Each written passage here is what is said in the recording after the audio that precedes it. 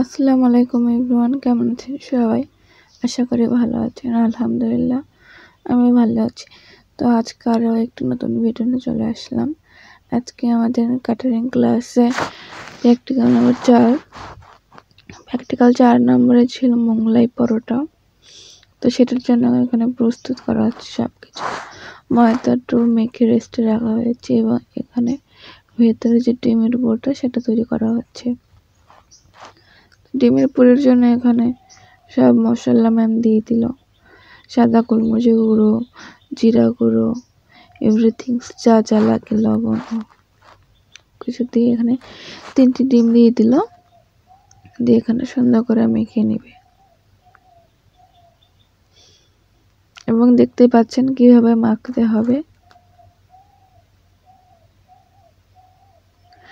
পেঁয়াজ মরিচ ভালো করে মেখে একদম নরম করে নিতে হবে, কারণ যেহেতু এটা রুটি বেলে রুটির মধ্যে দিতে হবে, তাই পেঁয়াজ মরিচ কিন্তু ভালোভাবে নরম সফট করে নিতে হবে।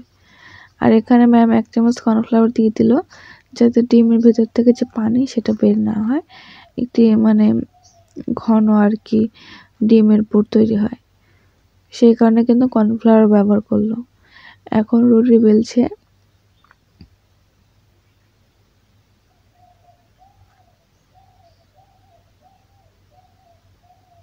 রুটি বেলা হলে এর মাঝে কিন্তু এই যে ডিমের পুরটা দিয়ে দিবে।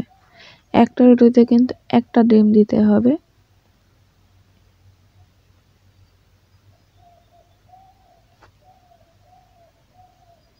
তো আপনারা দেখতে থাকুন কিভাবে কি বানাচ্ছে।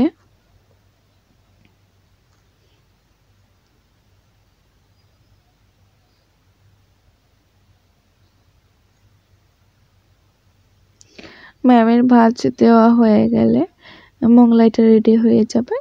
এখন কিন্তু মোগলাইটা ভেজে নেবে সুন্দর করে।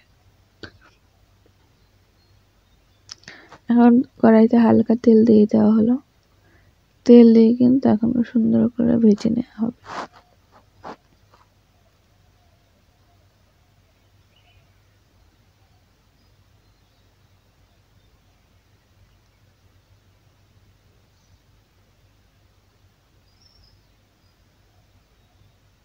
তো দেখুন আমাদের মোগলাইটা কিন্তু রেডি হয়ে গিয়েছে।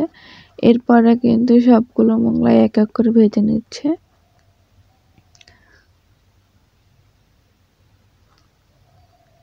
তারপরে কিন্তু মোগলাই শেপে মোগলাইগুলো কেটে নিচ্ছে। তো আজকের ভিডিও এই পর্যন্তই। কেমন লেগেছে সবার? আশা করি ভালো লেগেছে। ধন্যবাদ সবাইকে।